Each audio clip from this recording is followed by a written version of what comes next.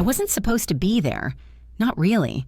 I was just the girl with the tray, the one they didn't bother to look at, the one who brought the coffee, wiped the glass table, and slipped out before the suits noticed the steam in their mugs was still rising. But I watched them. I always watched. And I listened. Because even when you're invisible, you hear everything. My name's Amira, 27, black, beautiful. Yeah, I know what I look like. Symmetry's on my side, thank God. But beauty doesn't pay rent in a world built by spreadsheets and six-figure bonuses. So I poured coffee. For men who owned buildings, I wasn't allowed to enter without a badge. Except that morning, everything cracked. I had 2 caramel Americanos on my tray. One for Mr. Callahan, the CEO, the man who drank his coffee at exactly 8:15. No cream, no sugar, just bitterness. And one for his assistant, who never drank hers, just held it like a prop. I stepped into the boardroom, and the moment I did, he was there. Terry, the janitor. Terry wasn't old, wasn't bitter. He was worse. He was petty, always where he didn't need to be, always mopping floors I just cleaned, always sneering like my apron was some kind of offense. And he hated me, for reasons he never said out loud. But I knew. I was too good, too fast, too kind, and maybe too close to something he'd never be. He bumped me. Not hard, just enough. My hand jerked. The cup wobbled. A drop of hot coffee splashed over the edge. It almost landed on Mr. Callahan's papers. He looked up. Cold blue eyes. His face didn't move, but his jaw clenched. Silence. You could hear the air conditioner hum. That's how quiet it was. I'm sorry, I said, steadying the tray. My voice cracked. I hated that.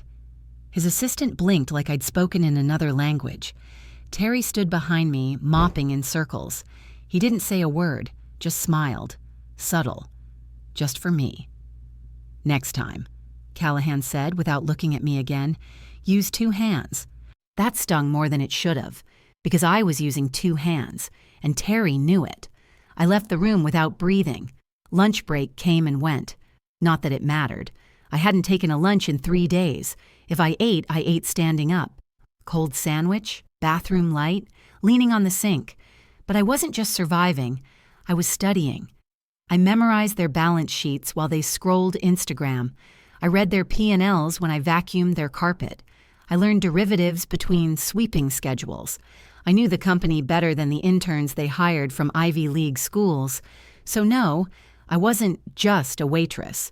I had a reason to be there. Still, some nights, I cried in the storage closet. Not loudly, just enough to keep going. That night, I was too tired to cry. 2:43 a.m., office light still on. I was wiping down the kitchen when the assistant manager came in. Lainey. She was my only friend in that building. She tossed me a key card. "Don't ask," she whispered. "You look like you need 10 minutes in the West Wing." The West Wing. The side of the office I wasn't allowed in. The side with the glass brainstorming walls, the big digital maps, the financial war rooms, the side with the whiteboard. I crept through the hallway like I was stealing time. When I opened the door, I froze. A giant whiteboard stretched across the far wall. On it, next quarter's strategy, color-coded, arrows, buzzwords, bold timelines. It was wrong. All wrong. There were blind spots in their numbers, assumptions based on outdated market behavior, missed liabilities in their growth model. I blinked. My heart raced. I wasn't supposed to touch it. I wasn't even supposed to see it. But my hand reached for the marker, almost on its own, and I started fixing it. Not erasing, just adding. Rewriting projections, redrawing risk sectors, adding cost buffers, simplifying structure. It took 6 minutes, maybe 7. When I stepped back, the plan finally made sense. I didn't sign my name. I just walked out and left the door slightly ajar. That night, I didn't sleep in the storage room. I couldn't. My mind was buzzing, with fear, with pride, with this one question spinning in my brain. What if they saw it? What if they liked it? What if they knew it was me? And what if that was a problem. We only just started this story, but from here on out, things get more dangerous, more humiliating, and way more intense. Stay with me to find out what happened when they saw what I'd done. And I wish I could tell you it went well. The morning after I touched that board, everything was louder. The footsteps, the keyboards, the way the receptionist said "good morning" without ever looking at me. I felt it in the air, like static before a storm. Terry passed by me in the hallway and muttered, "Little Miss Wall Street now?" I pretended I didn't hear him, but my cheeks burned. He knew. I don't know how. But he always knew too much about things I never told anyone. Maybe he watched me the same way I watched them. Or maybe he just guessed, and guessed right. By noon, the building was humming. Phones ringing, assistants rushing.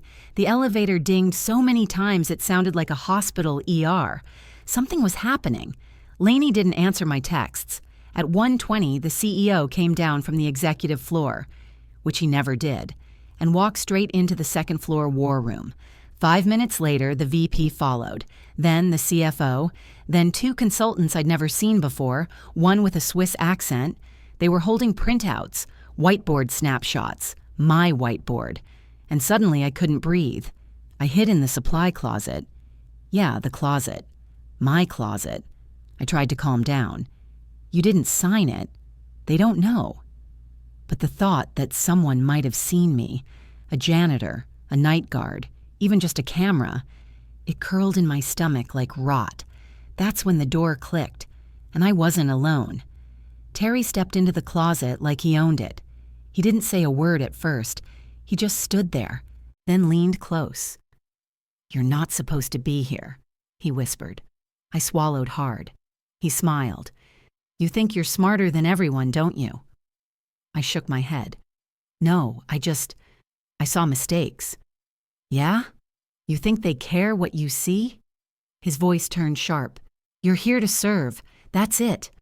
He stepped back like he was done, then said, offhand, "They're looking for the person who changed that board. You might want to clock out early today." And then he left. 15 minutes later, the assistant manager came down. But not Lainey, some guy from HR I'd never seen before. He handed me a clipboard. "You're being rotated to front reception today. It's last minute. Follow dress code, please." No eye contact, no smile. I tried asking why. He just shrugged. "Not my decision." I walked up to the reception desk, stunned, sat down, tried to look calm. But people were looking now, from the corner of their eyes, from behind screens. They weren't looking at me like a girl with a tray anymore. They were looking like I'd stepped on the wrong carpet. And then came the CEO, Mr. Callahan, tall, stone-faced, white shirt so crisp you could hear it move. He didn't even glance at me until he passed the desk. Then he stopped, turned, and looked me right in the eye. "Next time you enter a private wing, Miss..." He paused. I swallowed. "Amira. Next time you enter a private wing, Amira. Don't leave a trail." He walked away, and I sat there spine stiff, heart punching my ribs from the inside. How did he know? Did Lainey tell? Did someone see? Was it Terry? Or was it just that obvious? An hour later, I went looking for Lainey. She wasn't at her desk. Her nameplate was gone. I asked around. No one answered. One guy, an intern, just whispered, "She's not coming back." And that was it. No memo, no goodbye, just gone. Because she gave me a key card, because she tried to let me breathe. At 4:45 p.m., I brought coffee to Callahan's office. He didn't look up from his laptop. He just said, "You think boldness is a virtue, but in this place, it's just noise. Quiet people win." I stood there. "I didn't mean any harm," I said quietly. His eyes flicked to mine, cold, sharp. "You wrote over a 200 million plan. You think that's harmless?" He sipped the coffee. Then, "And next time, wear shoes that don't squeak." Dismissed. I went back to the kitchen. My hands were shaking. My tray dropped. Hot coffee splashed across my apron, burned my thigh. No one even turned around. Terry passed by and tossed a napkin at me.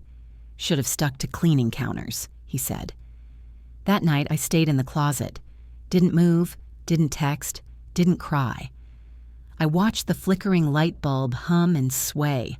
I was angry, humiliated, scared, but I wasn't sorry, because I fixed it. And if that scared them, then maybe they weren't as smart as they thought. Everything's about to crack wide open. What happens next isn't just unexpected. It changes everything. Don't miss what happens when she's trapped in the dark, with the last person she ever expected. There's a kind of dark that doesn't feel empty. It feels watched. And that's exactly where I was. Locked in the storage closet with the motion light burned out and my chest closing in with every second. I wasn't crying. Not yet. I was too afraid to breathe loud. It started with the door slamming shut behind me. I was grabbing a box of paper towels. No one else was in the hallway, or so I thought. But when I turned around, the door had clicked, locked from the outside. My heart dropped. I banged once, then again. Nothing. "Terry," I called. "If this is a joke, it's not funny." No answer. My hands shook. I hated the dark. Like childhood nightmare hate. Like freeze in place and wait to die hate. And this room? It didn't just go dark. It stayed dark. No emergency light. Just 4 walls, a mop bucket, and me. I sank to the floor, knees pulled to my chest. That's when the fear hit. Not just the fear of being alone, but the fear of being forgotten. Because that's what this place did. It forgot people like me. I don't know how long I was in there. Maybe 20 minutes, maybe 40. I started humming. Quiet. Just to hear something. Anything. My throat was dry. My palms were wet. I was whispering to myself, "You're okay. You're okay. You're okay." But I wasn't okay. Then I heard it. Footsteps. Someone outside. I scrambled to the door and knocked hard. "Hello? I'm in here." The handle rattled. A pause. Then the door creaked open. Light spilled in. And there he was. Callahan, the CEO, standing there like he was checking a fuse box. He looked confused. "What are you doing in here?" he asked. I blinked. The door locked behind me. He looked down at me, still on the floor.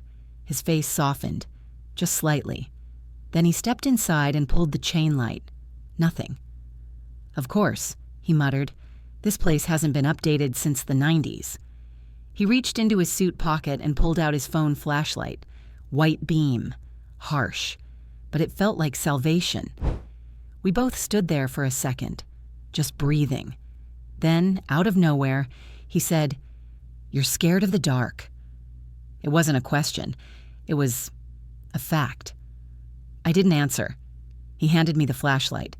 "You shouldn't be in here." "Tell that to the person who locked me in." His eyes narrowed. "Who was it?" I stayed silent. He sighed. "Figures." He looked around the room like he was seeing it for the first time, like it hadn't occurred to him people actually worked down here.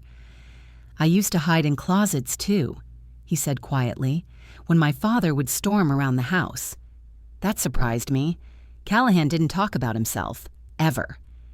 "I'd count the seconds between footsteps," he added. It helped. Numbers always helped. I felt my heart drop for a different reason now. We stood there. 2 people with totally different lives, somehow staring at the same invisible thing. Then he did something that shook me more than the darkness. He sat down, on a crate. Like he had time. Like I wasn't just the girl with the coffee anymore. "I saw the board," he said. My breath caught. He looked up at me. "You knew about the exposure in our Q3 model. That wasn't public." I hesitated. "I studied your reports. At night. I couldn't sleep." He tilted his head. "Why didn't you tell anyone?" Would they have listened? Silence. He didn't argue. That said enough. Then he did something unthinkable. He smiled. "Next time," he said, "add a signature." I almost laughed. I wanted to, but instead I just said, "Lainey lost her job." He looked down. The smile vanished. "I didn't know that." "Now you do." Another silence.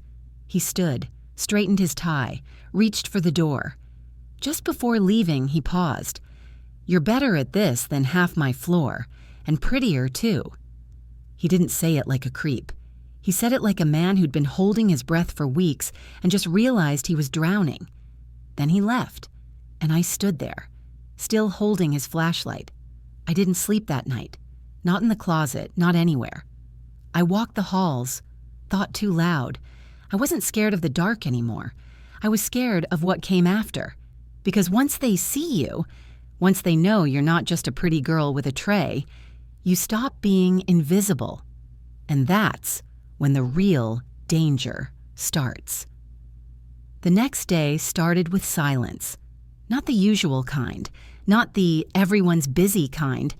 This was the thick, electric silence before something breaks. People weren't talking. They were whispering, walking faster than usual, doors opening and shutting harder. Even the espresso machine in the break room seemed quieter. And then came the email. Urgent. Boardroom locked for emergency session. All staff stand by. Emergency. That word hung in my throat like a stone. I was restocking tea packets when I saw the elevator open. 2 men in suits walked out, not from our office, not from this country. They carried briefcases and wore expressions like they already hated whoever they were about to meet. I followed them with my eyes, pretending to count sugar packets. Then I noticed what was in the hands of the younger one. A photo, zoomed in, slightly grainy, of a whiteboard. The whiteboard, my whiteboard. My heart stopped. Lainey was gone. She would have known what to do, what to say. But now, all I had was me and Terry. Because, oh yes, there he was, watching me from across the hall like a dog waiting to pounce. He had something in his hand, too, a printed email. He leaned against the door frame like he owned the building and smirked. "Looks like they found their little ghostwriter," he said. I felt my stomach twist. "You gave them my name," I asked, voice barely a whisper. He grinned wider. "Didn't have to. Security footage did that for me." I froze. "You seriously watched the tapes?" "I didn't have to either, just pointed them in the right direction." I walked straight into the women's bathroom and locked myself in a stall. Not to cry. I'd cried enough. But to think, to decide. I could disappear, walk out, leave the badge on the counter, pretend it never happened, or I could do what I'd always done, show up, even when I wasn't invited. 5 hours passed. No one called me in, but the tension was in my bones. I didn't eat, didn't sit, just waited. Then, around 5:10 p.m., I got called to reception. A new assistant, some intern I'd never seen before, handed me a sealed envelope, no sender. Inside, a single sticky note. It read, "Nice projections. Wish you'd included the tax implications." No name, no signature, just a tiny smiley face drawn at the corner. It was his handwriting, Callahan's. I felt like the air got knocked out of my lungs. Was it a joke? A threat? A compliment? Maybe all three. But one thing was clear. He knew, and he hadn't fired me. Yet, Terry, though? He wasn't done. That night, I found my locker open, not broken into, just left wide open. My uniform was on the floor, my sneakers missing, and taped to the inside, a note. "You clean up well, just not well enough." I didn't tell HR.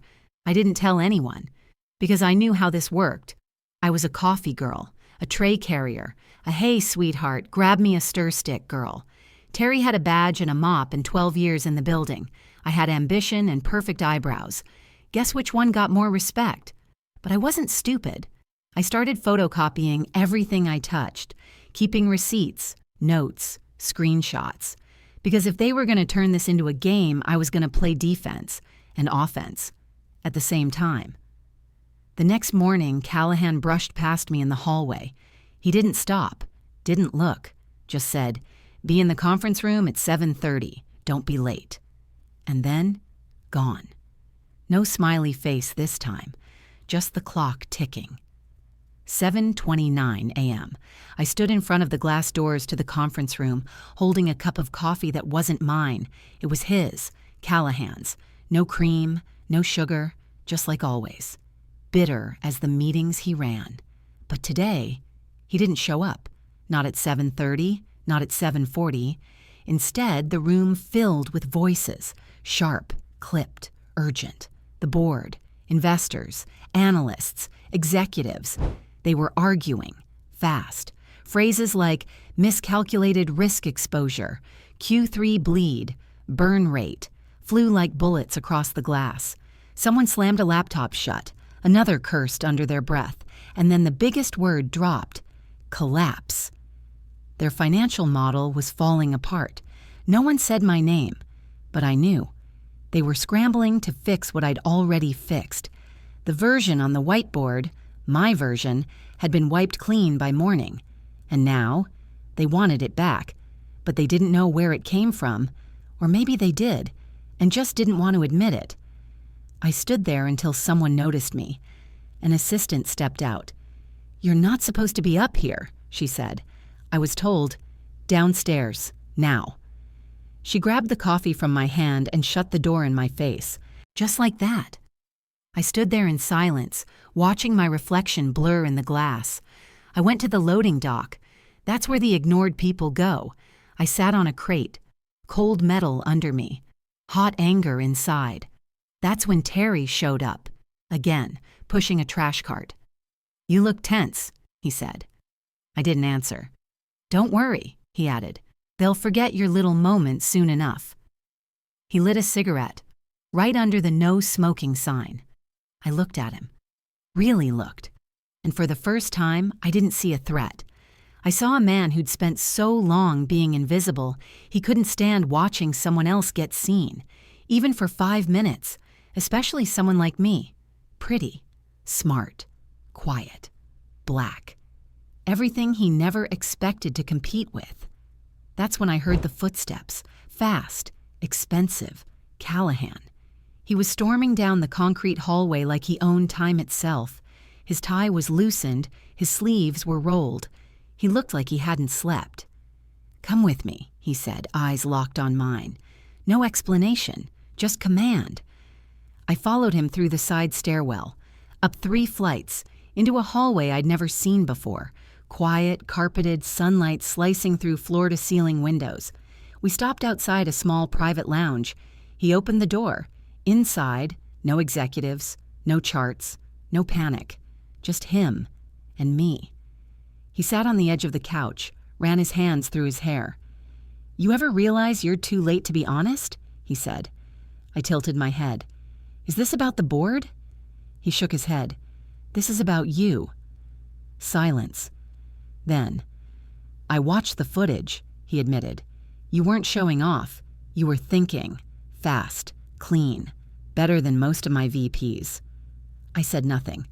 "What you wrote saved us a lawsuit. That risk sector you flagged, it already triggered. The firm we were partnering with, they filed bankruptcy yesterday." My stomach flipped. "You kept your mouth shut," he continued. "Even when I—" He paused, clenched his jaw. "Even when I embarrassed you." Still, I stayed silent. Not because I didn't have words, but because I wanted his. He stood, walked toward me, stopped just inches away, and then everything changed. His voice lowered. "I need to tell you something." He looked down, then up. "I never hated you. I couldn't." Another pause. I was just trying not to feel anything. Every time you walked in with that coffee, I felt something. I blinked. I tried to push it down. The difference in rank, the race, the age, all of it. It felt like a risk I couldn't afford. But every time you looked at those charts, like you knew them, I saw you. I didn't move, didn't smile, didn't cry, just stood there and said, "You're 2 years older than me." He smirked. Felt like more. Then we both laughed. For the first time in, I don't even know. It didn't fix everything, but it broke something open. We sat, quiet, soft light warming the room. "I don't want credit," I finally said. He looked at me. "Then what do you want?" I looked down at the untouched cup of coffee I'd set on the table. "I want to be in the room next time." He nodded. Just once. And that was enough. One chapter left, and it's the one no one saw coming. Stay, because the final move will silence every doubter in the room. 3 days later, I stood where I never thought I'd stand. At the front of the room, in the boardroom, marker in hand, all eyes on me. Not a tray, not a coffee, not an apron, just a black blouse, clean slacks, and a mind they could no longer pretend not to see. The board members sat in silence. Some shifted in their seats. One scribbled a note. Another tapped a pen on the table like he wanted to break it. Callahan sat at the far end, arms crossed, watching, not saving me. And that was the point. This time, I didn't need saving. I turned to the board, the whiteboard, blank again. It was just me and a smooth white surface waiting to be rewritten. I started drawing, not to impress, to show, because I wasn't here to ask for space. I was here to take it. I broke down the cost curve, trimmed their bloated projections, mapped risk with a clarity they'd never allowed from anyone outside the strategy team. Their eyes didn't move, because they couldn't. I'd taken their chaos and turned it into math, into clarity, into power. Terry wasn't in the room, but I knew where he was, packing his things. He didn't go out with a bang, just a quiet email from HR and a recycled box of mop heads. I didn't feel victorious, just clear. He tried to erase me, but he forgot one thing. Ink doesn't lie, and the board had kept a printout of everything I wrote. Even if they didn't want to admit it, it was all there. Signed in silence, stamped in fear, proven in failure. Lainey got her job back. Turned out she had backups of her own, keycard logs, time-stamped texts. She didn't scream, didn't throw anyone under the bus. She just walked back in, nodded to me in the hallway, and kept walking like she never left. We didn't need a reunion. We were already connected in ways that only women like us understand. As for Callahan, he didn't change overnight.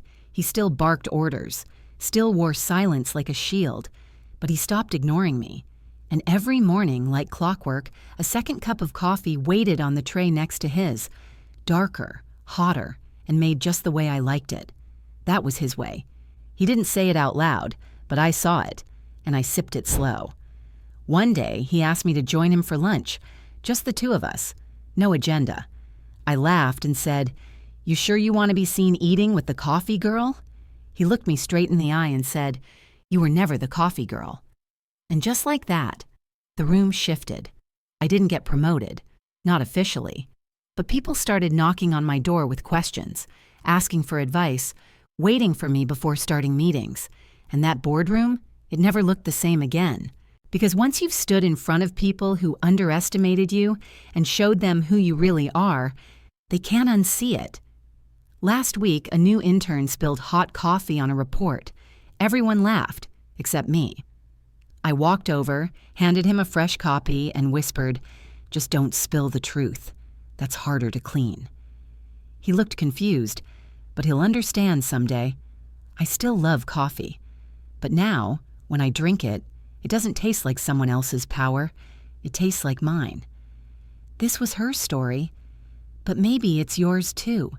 Because no matter how invisible they try to make you feel, you know what you carry. Don't let them make you forget. Leave a comment if you've ever been underestimated, ignored, or erased, and came back stronger. We see you.